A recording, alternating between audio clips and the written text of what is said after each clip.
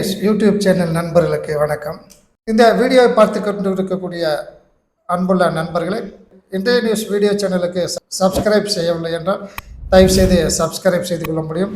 இந்த வீடியோ உங்களுக்கு பிடித்திருந்தால் கீழே உள்ள லைக் பட்டனை அழுத்தி லைக் செய்திட முடியும் அன்புடன் கேட்டுக்கொள்கிறேன். வாருங்கள் நண்பர்களே, வீடியோவுக்குள் செல்லலாம். நண்பர்களே, நமது விமானப்படை தனது ஆயுதங்களை மேலும் மேலும் மேம்படுத்தி வருகிறது. நண்பர்களே, விமானப்படை தான் ஒரு போர் என்று வரும்போது எதிர் நாட்டின் இலக்கைகளை மிக துல்லியமாக தாக்குவதற்கும், ஏர் சுப்ரியாரிட்டி என்று சொல்லக்கூடிய ஒரு நாட்டின் வான் பரப்பினை கட்டுப்படுத்தி மிக எளிதாக எதிர்நாட்டிற்கு உள்ளே சென்று அந்த நாட்டின் முக்கியமான இடங்களை தாக்கி அழிப்பதற்கும் விமானப்படை மிக முக்கிய பங்காற்றக்கூடிய ஒரு அமைப்பாகும்.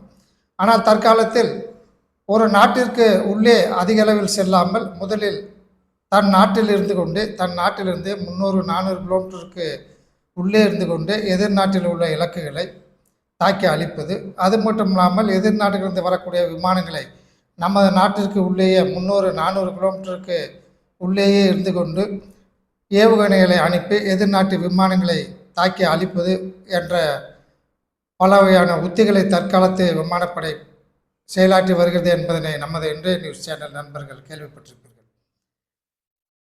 நாம் பாலக்கோட் ஏர்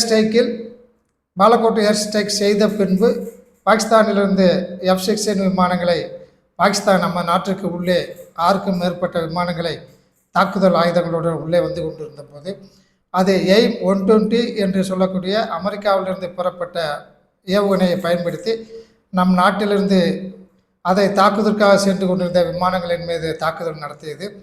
ஆனால் அந்த ஏவுகணைகள் நமது விமானங்களை தாக்க இயலாமல் கீழே விழுந்து அது எவ்வித சேதத்தையும் ஏற்படுத்தவில்லை என்பதை நாம் கேள்விப்பட்டோம். அந்த நேரத்தில் நம்மிடம் அதிக அளவு சென்று தாக்கக்கூடிய அதிக தொலைவு சென்று தாக்கக்கூடிய ஏவுகணைகள், விமானத்திலிருந்து இன்னொரு விமானத்தை அதிக தொலைவு உள்ள விமானத்தை சென்று தாக்கக்கூடிய ஏவுகணைகள் நம்மிடம் அப்போது இல்லை. அவ்வகையான ஏவுகணை நம்மிடம் இல்லாததால் நம்முடைய MiG-29 விமானத்தினை பாகிஸ்தானுடைய F-16 விமானம் சுட்டு வீழ்த்தியதால் நமது விமானம் பாகிஸ்தானின் எல்லை பகுதியில் இருந்து அங்கே நமது விமானி திரு அபிநந்தன் அவர்கள் அந்நாட்டினரால் பிடிக்கப்பட்டு பின்பு விடுவிக்கப்பட்டார் என்பதை நாம் கேள்விப்பட்டிருக்கிறோம். அதற்கு பின்பு நாம் ஆஸ்த்ரா மார்க் 2 என்ற 2 வகையான வானிலிருந்து வானில் வரக்கூடிய இலக்குகளை தாக்கும் ஏவுகணைகளை நாம் கண்டுபிடித்தோம். நண்பர்களே, நமது DRDO நிறுவனம் வடிவமைத்த அந்த மிசைலானது ஆஸ்த்ரா 1 என்பது 110 கிலோமீட்டர் வரை எதிரில் வரக்கூடிய இலக்குகளை தாக்கக்கூடியது. நமது விமானத்திலிருந்து பொறுத்துவிட்டால் எதிரில் வரக்கூடிய விமானங்களை அல்லது ட்ரோன்களை அல்லது ஆளில்லா விமானங்களை தாக்குவதற்காக இந்த ஆஸ்த்ரா 1 என்ற ஏவுகணை இதுவரை பயன்படுத்தப்பட்டது. நண்பர்களே, இது அவ்வளோ வேகமாக செல்லக்கூடியதல்ல. 0.8 மாக் என்ற விகிதத்தில், அதாவது ஒரு 1000 கிலோமீட்டர் ஒரு மணிக்கு என்ற விதத்தில் செல்லக்கூடியதான் இந்த ஆஸ்த்ரா மார்க் 1 என்பது. நண்பர்களே, ஆகவே தற்போது பாகிஸ்தான் சீனாவிடமிருந்து ஏராளமான வேகத்தில் செல்லக்கூடிய அதிக தொலைவுக்கு செல்லக்கூடிய ஏர் டு ஏர் ஏவுகணைகளை வாங்கியுள்ளதால் வானத்திலிருந்து வான்வழியாக வரக்கூடிய இலக்கினை தாக்குவதற்காக ஏர் டு ஏர் ஏவுகணைகளை PL-15E என்ற ஏவுகணை 145 கிலோமீட்டர் தொலைவுள்ள இலக்கினை தாக்கக்கூடியது. நண்பர்களே, அதே போன்று PL-15 என்று சொல்லக்கூடிய சீனாவின் வான்வெளி தாக்குதல் ஏவுகணையானது 300 கிலோமீட்டர் வரை சென்று தாக்கக்கூடியது. தற்போது PL-17 என்று சொல்லக்கூடிய ஏவுகணையை சீனா வைத்துள்ளது. அது 400 கிலோமீட்டர் வரை சென்று எதிரில் இருக்கக்கூடிய வானிலிருந்து வரக்கூடிய இலக்குகளை தாக்கக்கூடிய ஒரு ஏவுகணை. நண்பர்களே, அவை நாமும் அவ்வகையிலான 300 கிலோமீட்டர் வரை சென்று தாக்கக்கூடிய ஏவுகணையை கண்டுபிடிக்க வேண்டும் என்ற நோக்கில் தற்போது நமது DRDO நிறுவனம் அதிக அளவிலான முயற்சியை மேற்கொண்டு தற்போது நமது மார்க் 3 ஏவுகணை ஏற்கனவே வடிவமைக்கப்பட்டு சோதனை செய்யப்பட்டு விட்டது.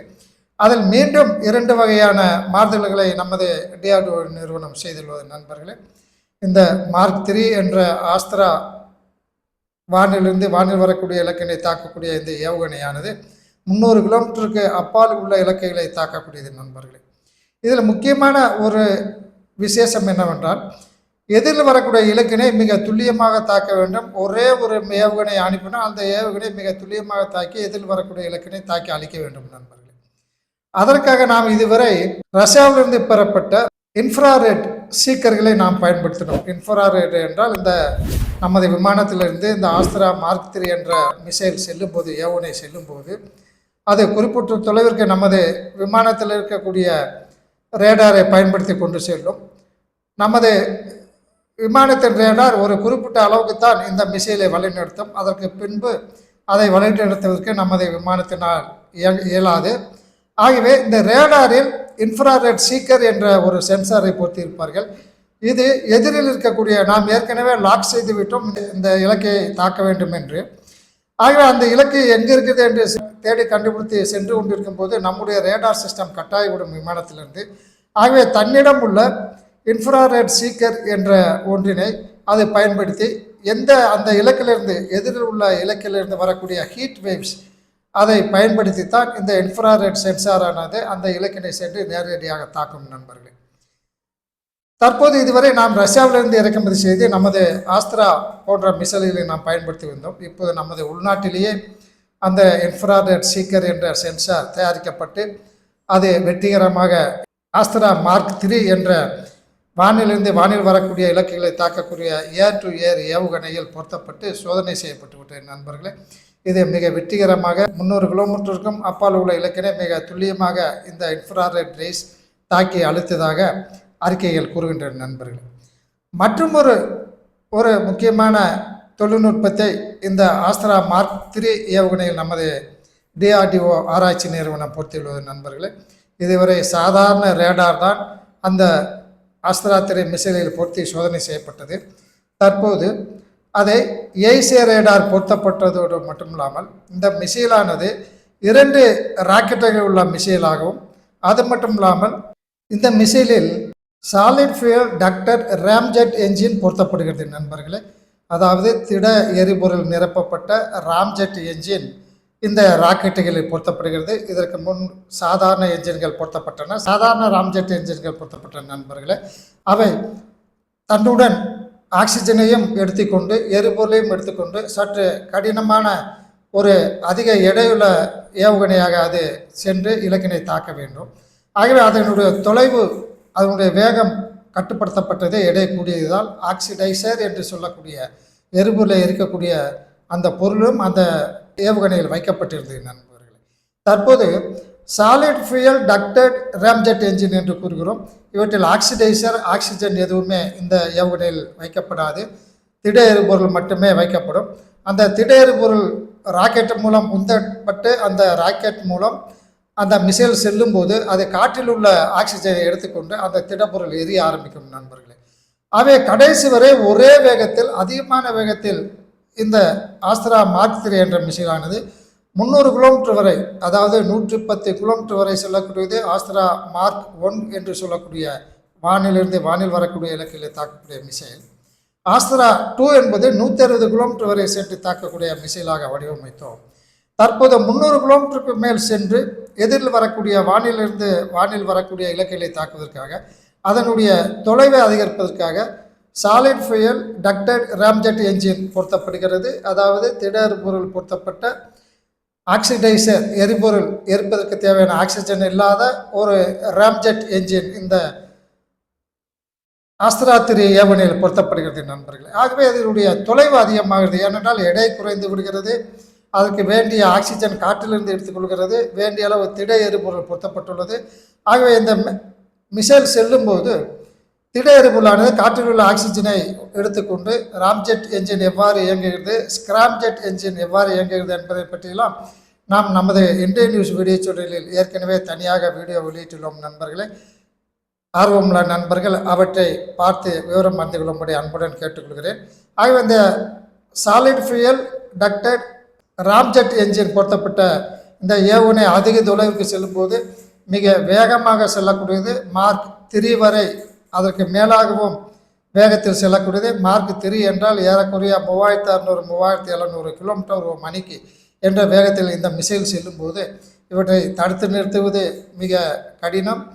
இலக்கினை துல்லியமாக தடுக்கும் வகையிலும் இந்த மிசைல் தற்போது தயாரிக்கப்பட்டு சோதனை செய்யப்படுகிறது. நண்பர்களே, ஆகவே நாம் சீனாவின் மிசைலை, ஏவுகணையை, வானிலிருந்து வானில் வரக்கூடிய இலக்குகளை, விமானங்களை தாக்கக்கூடிய சீனாவின் ஏவுகணையை காட்டிலும் நாம் மிக திறம்பட்ட ஏவுகணையை 300 கிலோமீட்டருக்கு அப்பால் சென்று தாக்கக்கூடிய ஏவுகணையையும் நாம் தற்போது மிக திறம்பட தயாரித்துள்ளோம் நண்பர்களே.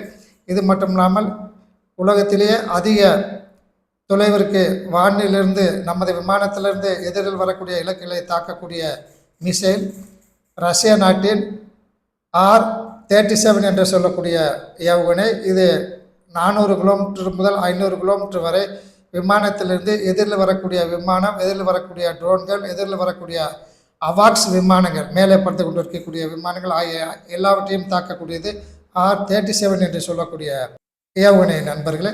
இந்த ஆஸ்திரா மார்க் 3 என்ற ஏவுகணைக்கு அடுத்தபடியாக நாம் நிச்சயமாக மிக விரைவில் 6 மாதங்கள் அல்லது 1 வருடத்திற்குள் நாமும் ஆஸ்திரா மார்க் 4 என்ற ஏவுகணையை தயாரித்து 400 முதல் 500 கிலோமீட்டர் வரை எதிரில் வரக்கூடிய வானில் எதிரில் வரக்கூடிய இலக்குகளை தாக்குவதற்கான ஏவுகணை நாம் விரைவில் கண்டுபிடித்து வருவோம் என்ற நம்பிக்கை உள்ளது நண்பர்களே. இத்துடன் இன்றைய நியூஸ் இந்த வீடியோ செய்தியை முடித்துக் கொள்ளலாம். நன்றி, வணக்கம்.